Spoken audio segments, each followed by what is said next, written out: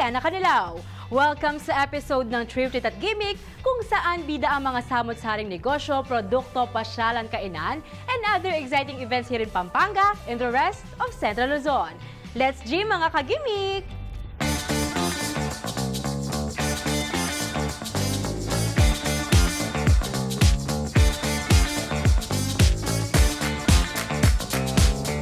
Tradition, songs, paintings at sculptures. Anumang uri ng kultura ang nais mong malaman at anumang klase ng sining ang kinahihiligan mo, I'm sure we got something for you. Tara, samahan niyo ako makisaya sa fiesta, magtungo sa iba't ibang museum at makijamming sa local songs na tiyak worth sharing and remembering. O ka-gimmick, nanula rin tradisyon na makatatak na keka. Subukan nyo na kayaing pa maglibad? King Balening Apalit, Pampanga, may kisan metula ring deboto ng San Pedro Apostol o Apong Iruking 179th Libad Festival. Balikan tayo imbeging selebrasyon kayang 426th Town Fiesta kayang Apalit, kayang kanakong trip, treat at gimmick. Biba Apong Iru! Marano lang migsadya rin deboto ng Apong Iruking Apalit, Pampanga anyang Miyerkules, June 28.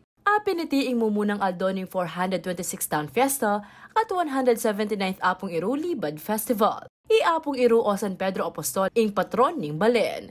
Ing tema ning kapiyasan niya ning Banwa, Apong Iru kayan tabe king pamaglakbe at pamagdake. King mga labasan na aldo anting parti ning novena para kay okasyon, may ka-Zumba Marathon, kasalang Balen, fiesta ring manasan, dance competition at miya-liwa-liwa pang aktibidad. At inyaping Miyerkules may ganap ing libad o fluvial parade. Keti, sekere malating pagoda ing imahen ng Apong Iru, may nibatan gatbuka Kalumpit, Bulacan. Papunta Barangay Sulipan, nung nuka rin, nilipat de king Maragula Pagoda. At syempre, mawala king fiesta ing Pamangan. Agpang kang Mayor Jun Tetangco, marakal larang may kipaglibad ngening Banwa. Kayang listahan ng Coast Guard ating may gitdinalan ka rin perihistrong bangka. Dapot ninggad panapon, miras la kanong apat aralan ding bangkang mekyabe. This year, sobra lang karakal rin ng may kipaglibat kaya katamo. Siguro ulit itang 2 years alang kayo ulit ng pandemic. But last year, sa pamigrasyon pa si Bayo. Yan, as in, sobra lang karakal kaya ba't holiday pa mo today niya. Talagang pigsad dyan miya. May niya kita kalasao pampong kay para safe lang naman rin kaya katamo maglibat. Yung 58 years old ay Armin Trinidad, bistaman taga Masantulya, at 25 banwa na kanong deboto ka nga Apong Iru. Bain daw ko pa magkain na ako kaya ni. Susuyo na kaya ka nga Apong Iru. Ikang pala mo, kaya ni kami may swerte. Pinmalaping magkain kami, balang piyesta, matyo kami kaya ni. Bangkanita, bibiyaming kami maski libre mo, alam bayad, impamanyo yun. Alila mong apalitenyo o taga-aliwa pang siping Balen, dahil magpakit debosyon kang Apong Iru king kayang kapiestan. Pati yung Amerikanong i-Kenneth Leary ang Marathon Taguig City, may kisan metong mo naman. Kaduwa na kanong banwang pamaglibad iniya. It was wonderful. I really liked it. Everybody's so friendly. There's so much going on. It was just really, really interesting. And last year was the first time for me and my girlfriend, who's almost 60. It was her first time to be on a float. She's always on the sidelines, but never on a float. Papakit na mo nining makuli ang selebrasyon ng Libad Keti Apalit, na rin Kapampangan, tunay lang makajos, at may kipagpapaulaga at respeto kayang kultura ang pong tradisyon.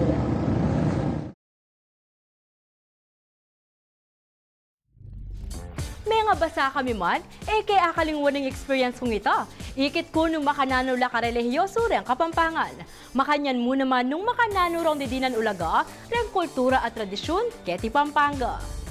Tutukin minemang pintala ng Alaya Exhibit, apeni muna ng suli ni Lubao, kayang museo ng Jose Bilingat, Lubao, Pampanga. Bida kayang exhibit ding obra ng young artists na magpakit king pagmaragol ding Labuad Kapampangan, antimuri ng makwaltang kultura ng Balen. Silipan tala reti kayang kanakong trip, treat at gimmick. Kay ba't ning metong abula na pamagsadya, biklat danering suli ni Lubao king publiko ing Alaya Exhibit, king museo ng Jose Bilingad, Lubao, Pampanga niting Biyernes, June 30.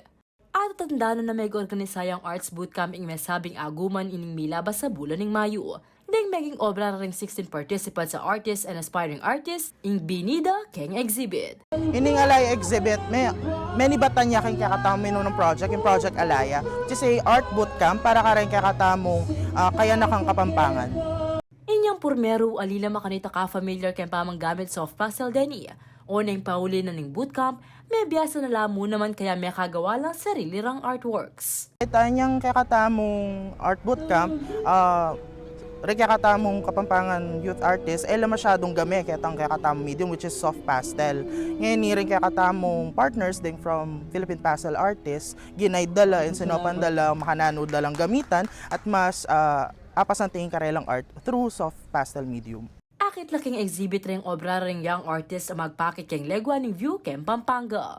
Uling milyari yung kakatamong art bootcamp anyang National Heritage Month in Megisentro ng Kapampangan Culture and Heritage. Abe ka rin datang immovable and movable heritage tamo. Kaya inabe mila rin kakatamong Kapampangan landscapes. Karin lang makasentro. Makanyan mo naman yung makwaltang kulturang Kapampangan. Anang kasaya bilang mumunandili, syempre, kaya nakan kami ne. Itang balamat niyang pag-asang musbong pa yung art king Pampanga. Ang po ang itang pahalagahan laretang English mong Pampanga at ating ikatamo bilang Kapampangan. Anang kanyaman king loob na mag-focus siya in Project Alaya, ang po yung ining Alaya exhibit, king Kapampangan, kareng Kapampangan landscapes, ila kasing din drawing miratay at akit nganing exhibit. Dintang ang opening ni exhibit in kabala ng transpetadong journalist ay Cara David. Matulaya kano na in Pampanga ing aisip da na ipakit king karelang sining. So honored to be the guest speaker dito sa project na ito.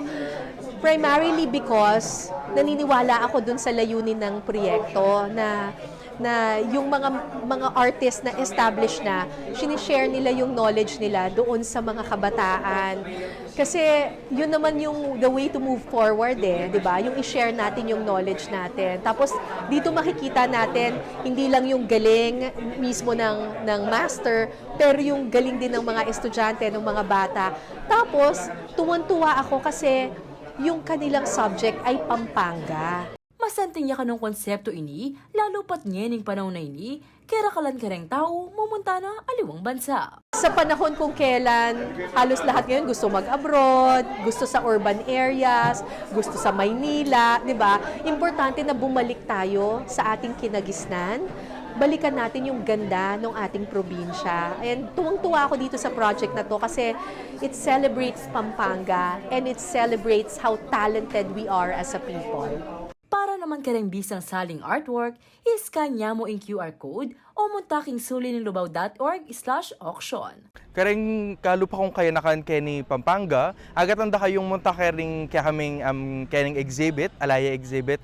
Bantaya kita mo nung makanano niya legwan ng Pampanga po nung nano pa yung pwede tamong gawan banta, musbong ya pa yung kultura tamong Kapampangan. Kapamilatan ng sining gawan at pagsilbi tamo panggawan. May yari yung Alaya exhibit anyang July 7. But don't worry, lumipat ka kano ini kareng aliwapang venue, Kem Pampanga. Para naman kareng bisang saling artworks, pasibayo ay ni QR code na mayari yung i-scan. O munta kayo mo keng sulininlubaw.org/auction. Up next, may ayaliwang artworks antique collections, mayakit kay Museum of Philippine Arts and Culture. Kantang Pampanga yening artist Santa Rita, Mamya Tula, kareng Kabalen. At Ben and Ben at iba pang banda, nagpasaya sa Dinalupihan Tubig and Music Festival. Don't go away, magbabalik ang trip, treat at gimmick!